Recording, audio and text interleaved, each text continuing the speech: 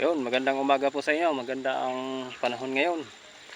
Bali, nandito tayo ngayon sa farm, sa sangkap, at nagpapatulong ang ating tropa sa paglalagay ng kawad. Yun. Ito yung ating lalagyan ng mga kawad. At ito yung mga tanim. Bali, yung mga tanim dito, pupo, saka may patula. Yan. Bali, ito yung lalagyan natin ng kawad. Itong mga tulos, mga kawayan. Yan. Kahanda na yung ating kawad. Ayan, kawad. Bali, kumukuha pa yung ating tropa ng ng pamasak para ilagay dito para matibay-tibay yung kakapitan. Yan, oh. Yan. Yung mga nakasako, yung mga nakatanim na upo dito, upo at patula. Ilagay sa sako kasi dito sa mga parting ito medyo matubig.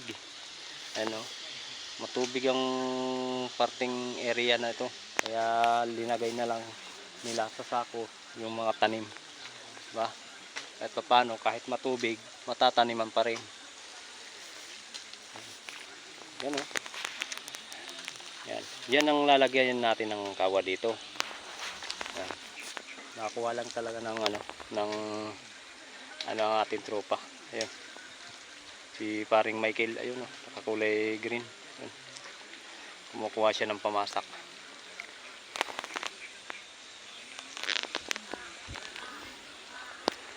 Yan. Abang-abang lang mamaya-maya. Guys, so na gano'n ang pamasak si paring Michael. Ayan. Para yan ang magpapatibay. Lubog na lubog pare, ano. Oh. Hindi ari talagang diyan eh. Yan. Nagapang lang, oh. Patula. Patula to, no. Ganda. Ganda ng suwi, ah. Ari pa kaya pagkapahan patas yan? Ha? Kaya pa yung pagkapahan patas? Oo. Yung bangod natin to.